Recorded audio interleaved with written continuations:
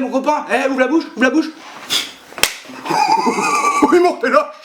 Bonjour tristesse, vous êtes bien dans le pays où il n'y a jamais un noir ou un arabe au cinéma, jamais un noir ou un arabe à la télévision, jamais un noir ou un arabe dans une publicité, mais où il y a systématiquement un noir et un arabe dans toutes les campagnes de recrutement pour devenir militaire, policier ou gardien de prison. Putain, ils ont assez de problèmes comme ça, laissez-les tranquilles, non? Un petit peu. Merde, on est à 45e semaine de l'année et je me suis fait tapiner un 7 novembre par des moustiques en région parisienne, mais à part ça, il n'y a pas de réchauffement climatique. C'est cyclique, comme disent les enculés qui n'ont ni âme ni enfant. Oh putain, faut pas que je croise un climato-sceptique. On va faire la bagarre. Alors on va commencer avec Air France et la polémique. Donc à l'époque de la polémique sur les chemises déchirées, j'avais expliqué que je comprenais la violence des salariés mais que je regrettais toujours l'usage de la violence. Alors entre temps, Air France a publié de très bons résultats trimestriels, bénéfices records pour Air France, champagne.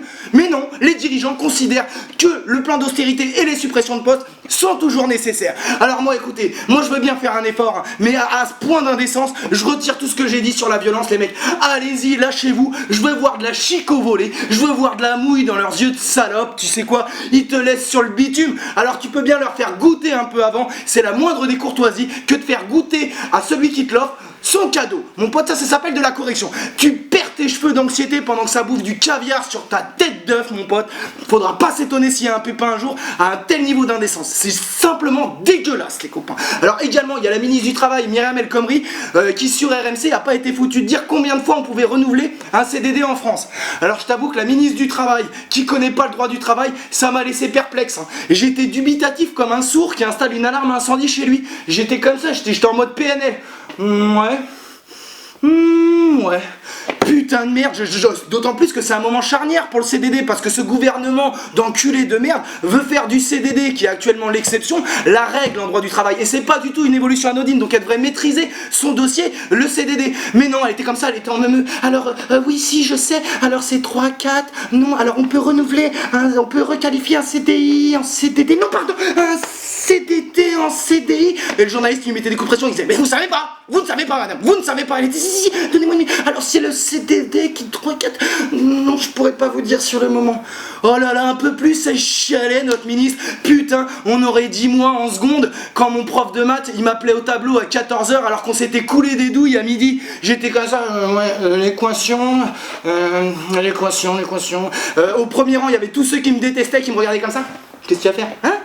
Qu'est-ce que tu vas faire maintenant? Et au dernier rang, il y avait mon pote encore plus défoncé que moi, qui faisait des trucs pour essayer de me faire rigoler.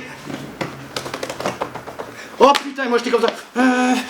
Alors l'équation, non, je suis sérieux, monsieur. Monsieur, je me sens pas bien, j'ai soif. Putain, pathétique notre ministre du Travail. En attendant, vous lui êtes tous tombés dessus là, alors que moi, le comportement de Jean-Jacques Bourrin là, il m'a au moins autant choqué. Mais je comprends pas, Mimi, t'es ministre, le mec il se prend pour ton prof de fac, mais dis-lui d'aller se faire enculer. Et je comprends pas, normalement les politiques c'est toute votre vie, la langue de bois, et toi là tu fonces dans le crash test sans ceinture en réglant ton poste. Tu peux pas faire ça. Dis-lui juste, je vous réponds pas, je comprends pas. À un moment donné, écoute, tu ne connais pas le droit du travail alors que c'est ton cœur de métier, et bah lui il connaît pas le journalisme alors que c'est son cœur de métier, c'est tout pareil, hein. Parce que lui, à part vouloir son buzz pour continuer à gratter sa rente médiatique de merde, c'est rien, c'est pas un journaliste homme là, c'est un populiste de merde, hein. C'est un beauf, je suis désolé, hein. Lui, niveau du racolage journalistique, c'est quelque chose, hein, je peux te dire. Ah, je peux te dire qu'il a pas froid, hein. Tu vois sa jarretière, il t'a été comme hiver mon copain, hein, avec quelques pièces de cuivre, il monte son cul le mec, je préfère te le dire mon copain. De toute manière, actuellement, le niveau du journalisme en France, il est tellement bas que tu peux marcher dessus sans t'en rendre compte, mon copain. Ah bon, même Sarko? Bah oui, même Sarko, les gens petits, ils marchent au même niveau que les autres, mais t'es complètement con. Elle est contente de toi de filmer parce que tu me sers à rien, tu me gênes, toi. Ok, ferme-la. Mais oui, le journalisme en ce moment, c'est dégueu, hein, d'accord? Le journalisme en ce moment, c'est un torchon de club libertin. Même se moucher dedans, on n'a pas envie, faut être courageux. De toute manière, j'entendais au bistrot un mec qui disait, les Français, ils sont cons, mais ils méritent mieux. Et ben cet homme-là, il avait au moins à moitié raison, les copains. Alors également, à Hénin-Beaumont, le maire d'Hénin-Beaumont, le maire FN, a décidé d'interdire de marché de Noël le secours populaire. Voilà, ils étaient comme ça, les mecs, mais vous êtes malades ou quoi? Vous voulez qu'on aille au paradis, non? Mais vous êtes malades? Vous voulez brouiller les pistes à Dieu, alors qu'on a déjà nos préventes pour l'enfer. Allez, dégagez de là, tout de suite. Putain. Et l'autre, il disait, mais c'est bien, c'est pour les enfants. Il disait, mais j'en ai rien à foutre, moi. J'ai pas envie d'aller au paradis. Qu'est-ce que je vais foutre avec Brel et Brassens, là, ces deux pédales? Moi, tout ce que je veux, d'accord, c'est danser. Je veux danser la valse avec Pétain, d'accord, hein. Je veux zouker avec Eva Braun et pourquoi pas lui caler un watt. Je veux caresser des chats noirs avec Brigitte Bardot, hein. J'en ai rien à foutre du paradis, moi. Je vais m'emmerder là-bas. Nous, les gens du FN, les soirées, être nés quelque part, non merci. Nous, ce qu'on veut, c'est de la soirée paillarde, d'accord. On veut que ça baisse dans le foin et que ça mette des tartes aux femmes trop bavardes. Nous, c'est ça notre vie. Donc c'est ça qu'on veut. On veut l'enfer, les copains. Alors dégagez de là avec votre social avant que ça se passe mal. Oh, les mecs du FN, ça c'est clair. Ah, ça se déguise en clown avant les élections, hein, mais à la fin de l'anniversaire, ça fait des doigts aux enfants. Hein. Ça, vous n'arrivez pas à faire semblant très longtemps. Alors également, donc, pendant que du coup à Hénin-Beaumont, on chasse l'altruisme, la générosité et la solidarité, alors Ménard, lui, à Béziers, a décidé de rentrer en croisade contre les kebabs. Oh, quel courage. Oh, c'est une petite croisade. C'est une croisounette, on dira. Et en même temps, lui, il va pas faire des grosses croisades. Hein.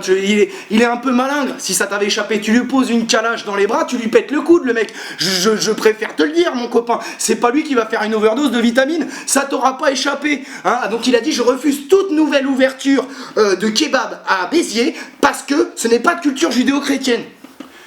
Mais t'es né à Oran, mon pauvre vieux, putain de merde. Oh, il s'est fait chasser d'Algérie quand il était petit, il s'en remet pas, putain, mais il est rancunier comme un éléphant, mon copain, tu commences à nous pomper, toi, je préfère te le dire. De toute manière, je vais pas m'attarder sur ton cas, il ne reste que le squelette de ta haine, et ça se voit, hein, te serrer la main, reviens à jouer aux osselets, mon pote, t'es trop haineux pour être vrai, alors dégage de là avec ta dégaine fantomatique, quand je te vois, c'est pas compliqué, j'ai l'impression d'avoir un sixième sens, alors ferme un peu ta gueule, ça nous fera des vacances. Alors également, pour finir, en très synthétique, alors, banque, dans les banques, les comptes courants vont devenir payants. Et ben niquez bien vos mères, les reines des putes, bande de bâtards. Ah merde, on m'a dit que c'était sexiste maintenant de dire ça. Et ben sucez bien vos ongles, bande de chiens.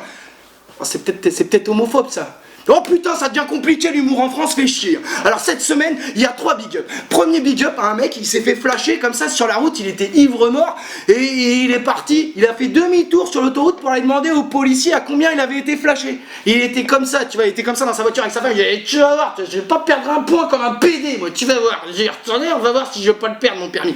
Également, alors il y a un mec, il était ivre et il a décidé de sauter sur une voiture de flic pour rigoler, mais il a pété le pare-brise. Il jouait à saut de poulet, tu connais? Ouais, laisse tomber, c'est de l'humour téloge, tu peux pas comprendre. Enfin, il y a un mec qui avait un lion et il pleurait un peu dans les médias parce qu'on voulait lui retirer son lion. Le mec habite à Montpellier, autant dire qu'il y a 2-3 cases qui sont noircies.